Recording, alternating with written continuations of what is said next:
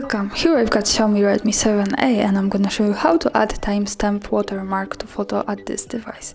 So at first we have to tap on the camera button here to open it, and as you can see we are in the standard photo mode, so let's move to more options. We can do it by tapping on this button in the right corner here, and as you can see it gives us access to other buttons. For now we are interested in this one from the left, so when we tap on this we get access to advanced camera settings, and as you can see at the first place we have add timestamp on photos function, so by tapping on this we can easily turn it on and turn it off like that.